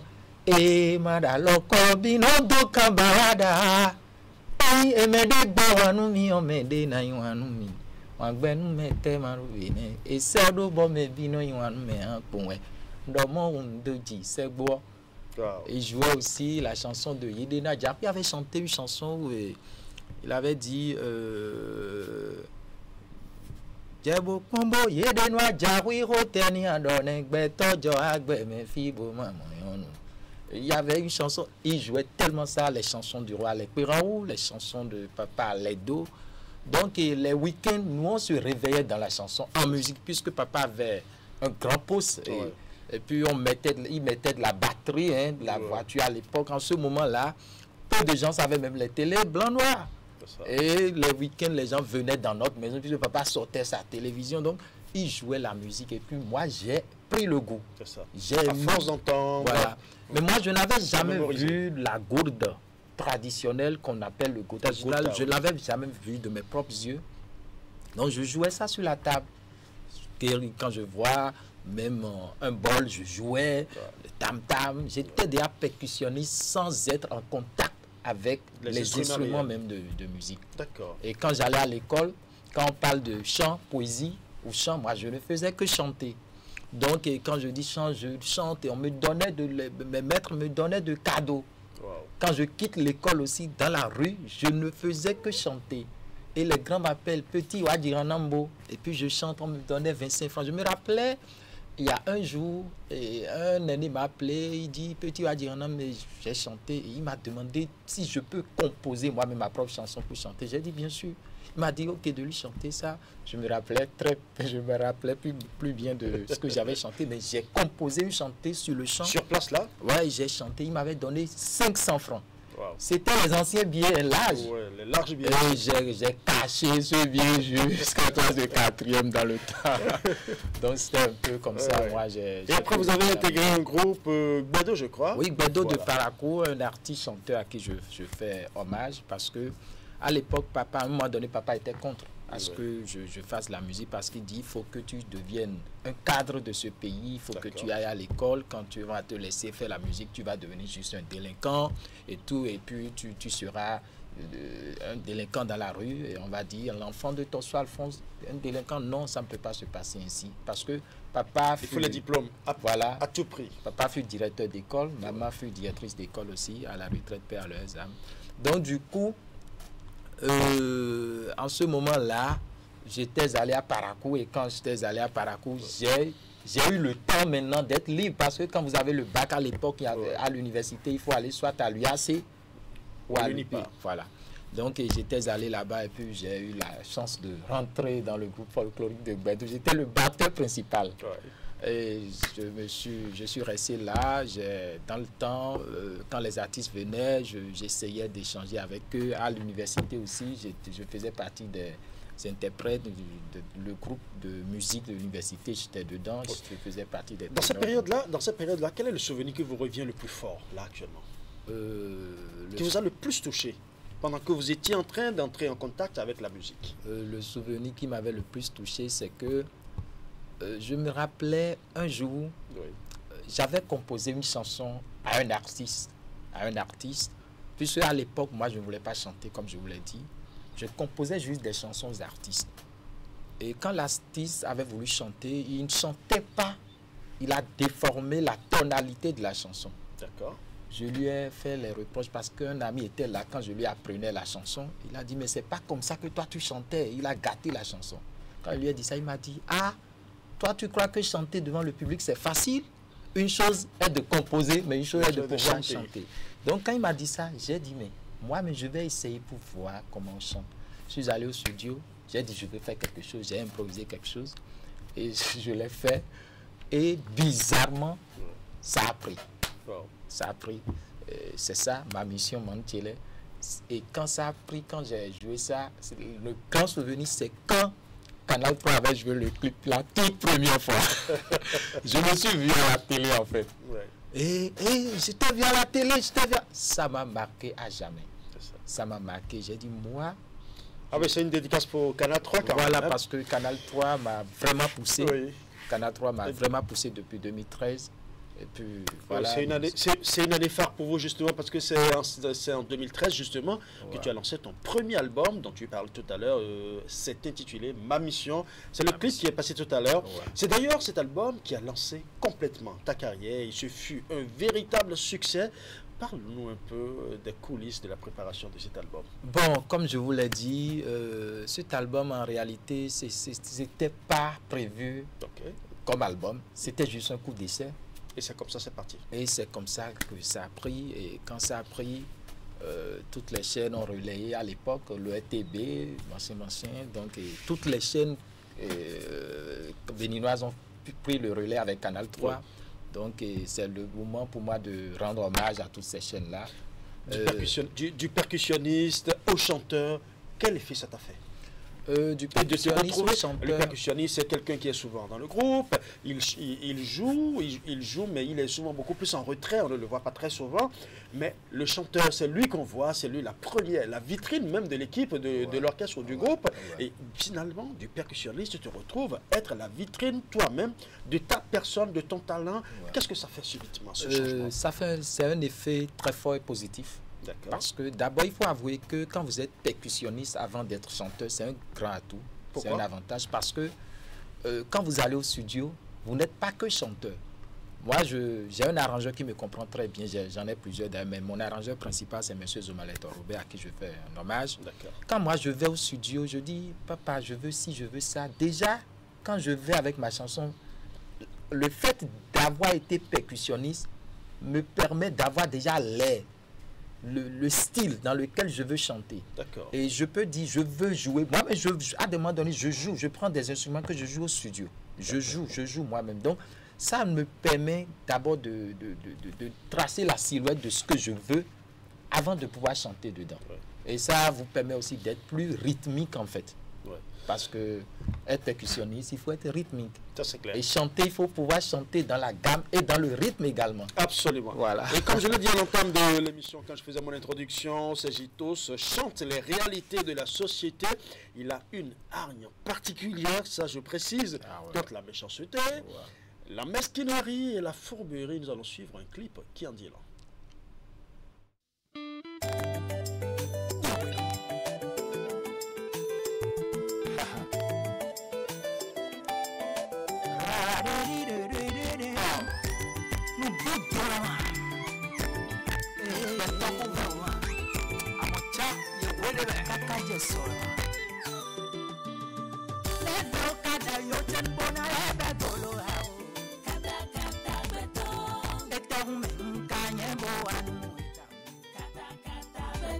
Komikaje yochen bona lebe golo aho kata kata beto eterumen kanye bo wani yelo kata kata beto totwe no sikra papa ekuoni we wibala foa kanye khaya mo kabi no twe to sikra mama ekuoni we wiachi kata kata beto bekaje yochen bona lebe golo aho kata kata beto eterumen kanye bo wani yelo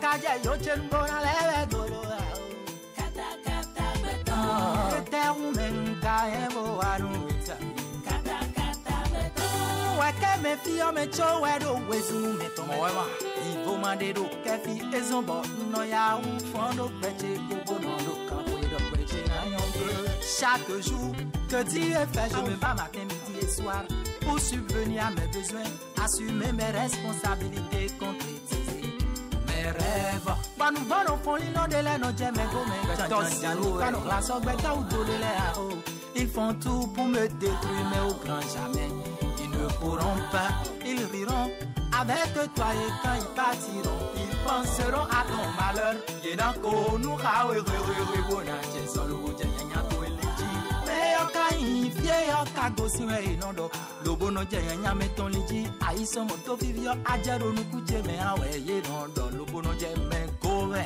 ye gwaze we bodo bowe kaka bonengro ina gboja bigban to edopeji po no mayan no manu ko mayan we na sundo ikano bolo amucha mi we de mese ajanu halao kan gboje na belema jamta chetonde me ando la la la alors nous serbe soume toma no dala tinchogone anti ademi bose kensa nu ge mano sai kunpa ipadamba chetongolo se azifle po de mano je kayonu eye mi ba fide po digon palam we vide kado bleble dan boy jetology asweru jagla sha haha jagala do ajamba ajado tono wilo a weke to zoketo aze obo kan fonyila do gba mi ko mi to le lojine swedu kon jaga swedu jagala do yeme 0 + 0 = 0 egbe Racontez-nous un peu l'histoire de cette chanson. Jagala.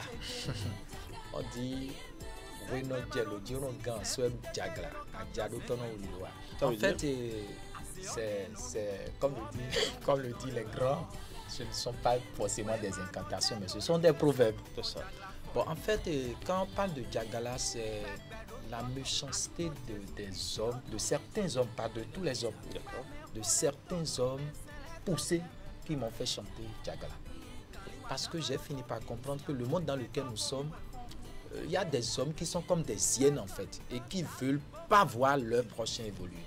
Et pour pouvoir évoluer dans ce monde-là, pour pouvoir évoluer, il faut devenir maintenant un lion. Parce que l'hyène ne peut rien faire au lion. Mais si vous devenez juste un mouton, une brebis, ils vont finir avec vous. Donc, je ne sais pas. Moi, à un moment donné, je me suis demandé, mais qu'est-ce qu'on fait à son prochain pour qu'il se mette à vouloir du mal de nous? C'est-à-dire, qu'est-ce que nous leur faisons en fait?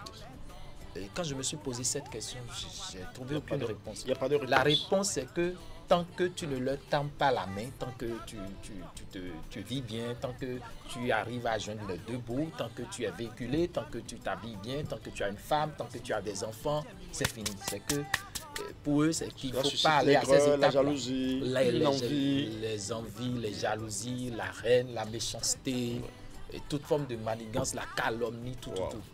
Et c'est ce qui m'a fait chanter ça pour dire ce que vous faites, ce n'est pas bien, mais ce n'est pas tout le monde qu'on tue.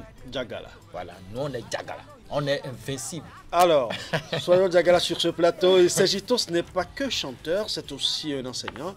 Tu as obtenu ton certificat d'aptitude professionnelle en 2010. Voilà. En 2010, ce qui t'a permis de faire ton entrée dans la fonction publique, qui est le 24 octobre précisément 2011, c'est bien cela. Directeur du Centre des aveugles et malvoyants de Glasgow depuis 2015. Ton titre d'enseignant ne t'empêche quand même pas de jouir pleinement de ton statut d'artiste. Comment arrives-tu à combiner les deux sans conflit? Ah ouais. D'abord, je voudrais rendre hommage à notre ministre, le ministre des Enseignements maternels et primaires, Salimane Karim. Son excellence, et un petit hommage aussi, un grand hommage à mon directeur départemental des enseignements maternels et primaires, Camille Tiakpe, et à mon CC Yegbe Ahmed, parce que je suis désormais à Zé, je ne suis plus à Glasgow, donc je suis muté à Zé. La musique et l'enseignement, je pense que l'enseignement s'occupe de l'éducation et de l'avenir des enfants. C'est clair. La musique s'occupe en partie aussi de l'éducation. Ça dépend de la musique que l'on a choisi. Il y a des musiques où, bon, c'est juste pour faire amuser les gens, c'est juste pour les faire danser. Pour il y a distraire, des musiques pour distraire. Il y a des musiques que les gens font, bon, ils ont leur cible et puis ils chantent de la vulgarité, mais ils ont leur cible et ils ont leurs fans et ils aiment ça. Mais moi, j'ai opté pour une musique d'éveil de conscience. Une musique qui permettra aux méchants d'éviter les comportements déviants, qui permettra à l'homme d'aimer son prochain en général. Donc, une musique à travers laquelle j'éduque. Parce que vous allez voir, il n'y a pas une seule chanson de Sergito où il n'y a pas un message d'éducation dedans. Même quand vous prenez ma mission, c'est vrai, je dis, mais à un moment donné, j'ai dit, le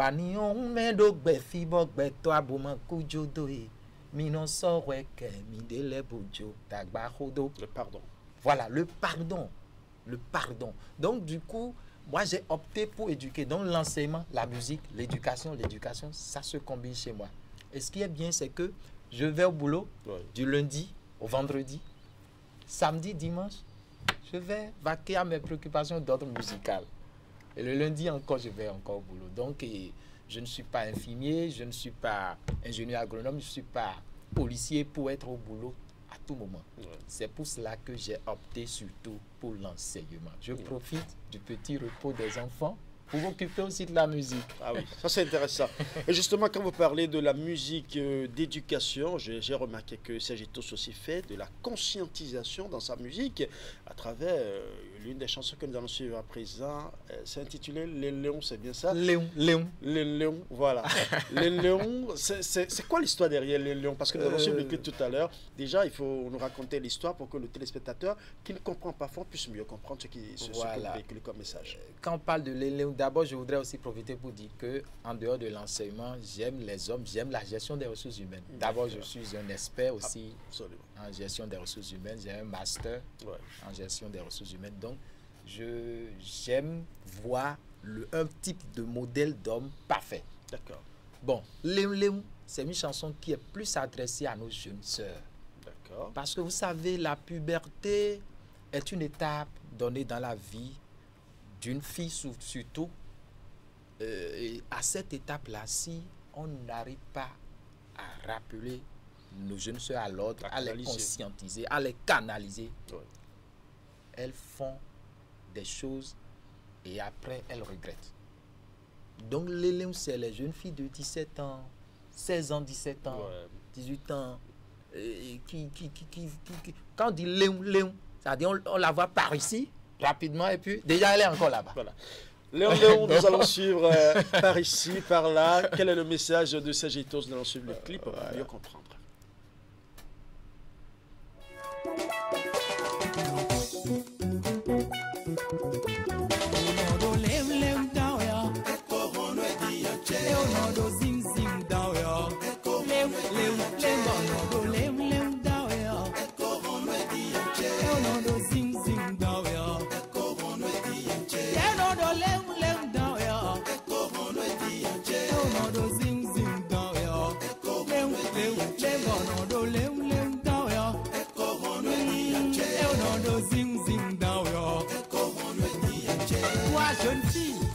Sache que la puberté n'est qu'une étape de la vie.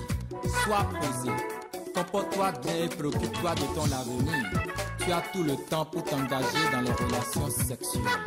Yes, I.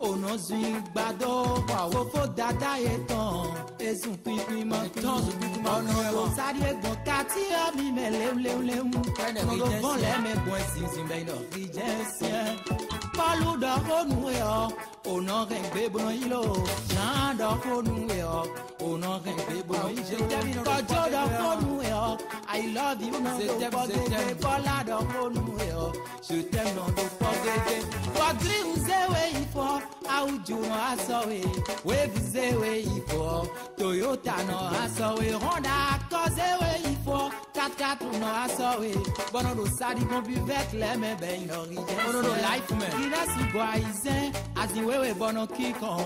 Peace go aton ko klomi me chichanga 20 rije sien bo wa do bono do lem dawe. E kanwe e na runway ti na wi wa do khomenwe ti. Ha runway ti na do lem dawe. Alors que na eu não dou zing down yo. Lem bono do lem down yo. Eu não dou zing down yo. Quando lem down yo. Não dou lem down yo. Région des non dou zing down yo. Belle demoiselle. Oh, Hugues Seto, Maïfous Nassirou, Jean-Eudes Daquin, Stéphane Seonvi. Un message de sensibilisation à l'endroit de nos jeunes sœurs. Oh ma chère, écoutez mais en application les conseils du programme Amour et Vie de la BMSPSI.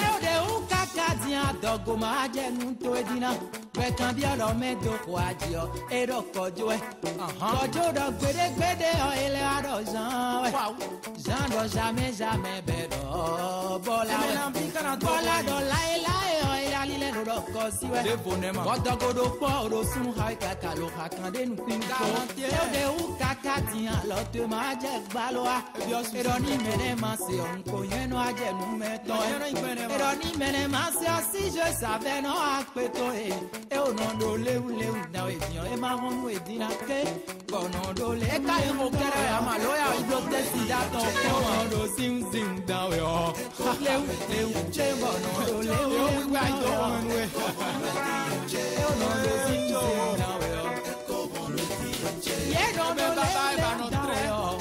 jeune fille, pratique l'abstinence sexuelle, la bonne fidélité réciproque.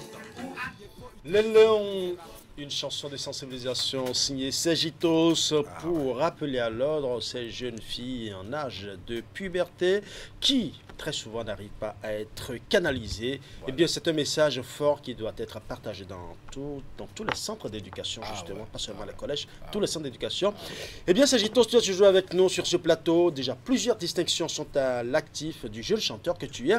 Aujourd'hui, lauréat Bénin Celebrity Award en 2022 par Abacus Foundation, meilleur artiste au service du développement durable, toujours en 2022 bien évidemment, par Noblesse Award.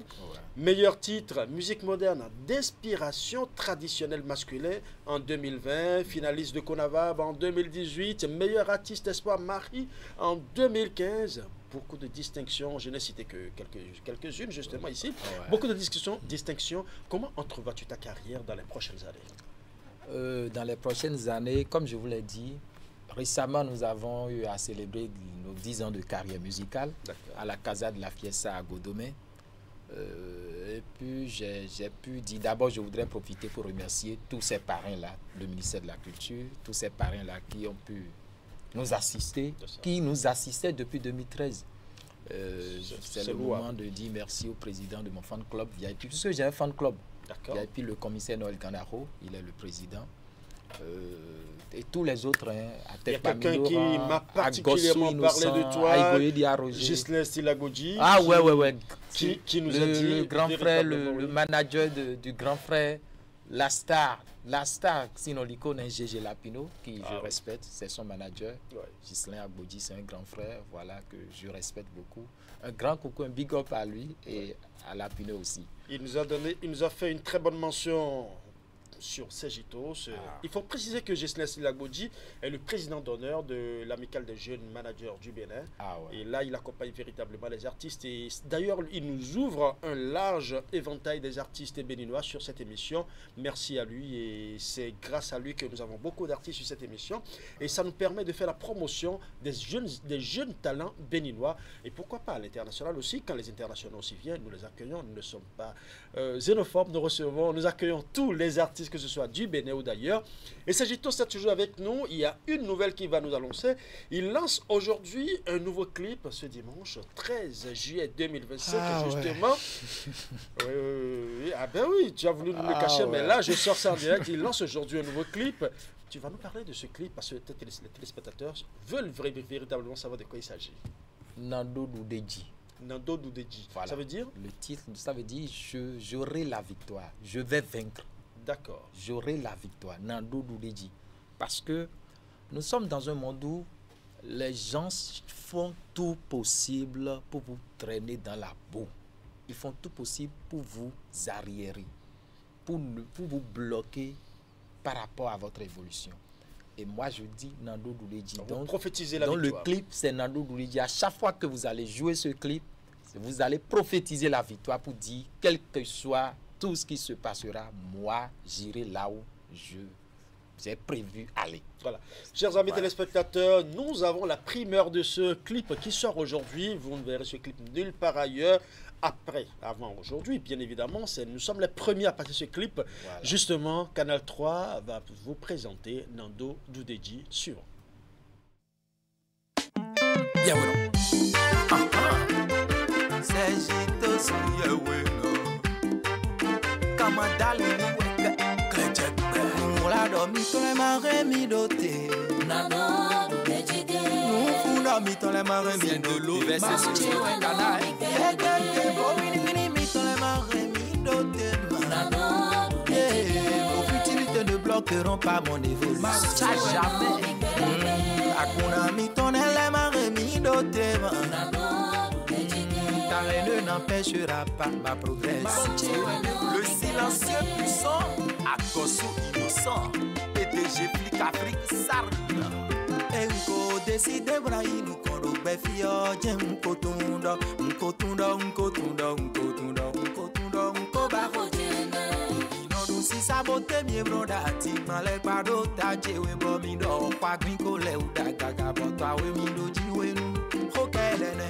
Bohole, Yon mi to me jere, no se mi jere, azoche kuyanzo mimede dialogue bigle mende chukula hondu na da bobo me wa de bo ko me na akwa pata mo alo pepe me lo de wa lo pepe wa no le alo pepe o mo o mo ndu abo kwa ko chuku bobo pe ko mi mi da akwa fata we no mo bronda wa do we la for da podi do ya cheli we o do zero we la for do ni we de chance we atina mo wa ni mede o la kini krisi te me so ni le we o no ni chaju do ko we ma wala do chiche bo sevindo gbe fi oje hawe nde bo me mi tele mi kaita lo bona sunsun mi lo kan ta gbaje ayiko ye ni aroja ero kan ji ai kami ero no mala mona ne na ko we do ta contenir sûrement il y a un manteau un souffle dans ta cervelle tu es trop mauvais. Broda dans Tcheglon et Gana, tu as bien venu voir. Atek parmi Laurent Donido. Nous la dormi, ton les marins mi doté. Nous la mi ton les marins mi doté. Maman pour nos utilités ne bloqueront pas mon évolution. Imprimerie les associés à la panithèse. À Gossou, Clovis, Clotaire. Sainte l'ouragan akpomo aklodo beyan wa fun lelin mi bo mauna mi gberabe ba poho obe mayin krono bono te aloni egbo inu chako e yeli bose ogbe ma fon bodo problem metege bo ba vivo ko e yeli bose ogbe e nko so me kondo nu kan mi to ma sora dauna iwa da ihome kanda ho noel yo ameton elo abi vovo e mi ran agbefi but fide wa vokan fun gun kaka we chobo ayan voda gbesi boyade wenji kaka chobo nu ajeyin onji je me suis battu ardemment et ces méchants veulent pas que j'en bénéficie comme mi me akuna non for rien de les mi play bonon oui chenanko et non when you are no go no mi my alone Bonzi Marguerite Maxal Nenu iwi koko pombo mi wala One we chena kombeto Sika don koko sachi fonwe One inkana ko sachi kweto Jego go inko wa mi se Au Marcel Inkana ko inko Kedi Mara ko inko la Ale padel sobro do nido Wabo Wadoto Modonu mito Azebo mito Chelito, yeah, nyanya chelito. We pavla te demande au coco, le gros lait consommé. Mi choe na adokodo, ututu e oloji o e Achille Sagba. Na ami de numboji de Erika di Hopiera Katapi, je ferai ma belle fille. Au fond wo gbeche o ezanke jone o kamogbe. Utop de ra fond wo da di bono do taje mi jone akamodo. Mi fomoro boezu kano taje wetune okamo bela Nena inu kome chebi nu konje nu ono ila Ebe na fomo da bloma doro taje me chone okamo Onjune na fomo do nu kon iwe tebe Ma weko dola Weko dobo to we Dondo na inu kon Espeji mi na faya Fomo gbebi ligbe da gbeche Aro hode habe Oulé Mathieu Rodrigue aujourd'hui comment vas-tu ma vie Arodio Djeko Gaston Henri Maman chérie Dodora Tu existes Ouya Bernard Oui, boy, il va dire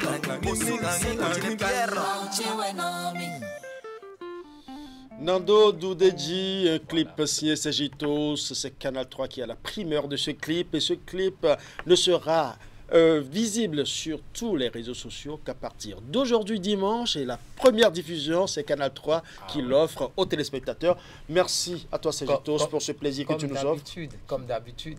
Ma mission c'était Canal 3. Ah ben voilà. Eh bien, nous sommes vers la fin de cette nous tirons vers la fin de cette émission. Sagitos, un mot à l'endroit de tous ces fans, ceux-là qui t'accompagnent et qui apprécient ce que tu fais. D'accord. D'abord, permettez que je remercie l'arrangeur de ce son-là, M. Zomaleta Robert. Le réalisateur, c'est Orek. D'accord. Un jeune talentueux, voilà. Et toute l'équipe aussi, voilà. Je voudrais saluer tous les fans en général, leur dire que Sergitos est leur frère, leur artiste, comme d'habitude. C'est pour cela que je les appelle mes fidèles, parce qu'ils sont toujours fidèles. Et je voudrais aussi saluer tous les parrains qui étaient là depuis 2013. Comme Canal 3 aussi, hein. Canal 3 était avec moi depuis 2013. Donc, Atek Pami Laurent, Madame Digla, Agmanzé, tous ceux-là, Maman Ponansi, tous ceux qui me soutiennent en général, jusqu'aujourd'hui. Chanson a cappella justement pour dire merci à tous ceux-là. Voilà. Je vais juste faire la cappella du nouveau morceau. D'accord, d'accord. Enko décide bonaï nous korogbe fio jenko tundo nko tundo nko baho jene minodo si sabote mieux bono da tingban le pa do ta chewe bo mido wa gwin ko le uda gaga boto awo mi no ji wenu hoke dene bo hole bi onu mi to me je no sere bo mi ko le ro azoche kunyazo mi mende o dalo gbigble mende bonse bo ero akwe fatawe de no mo bronda wado wela bonda pojiro yan cheliwe o robototo zéro ela. Donc je les invite ce soir au bar La Pointe de Diamant pour le lancement maintenant du clip en spectacle. Ouais. Voilà. Merci Sergitos et bonne continuation à toi. Merci beaucoup. Voilà.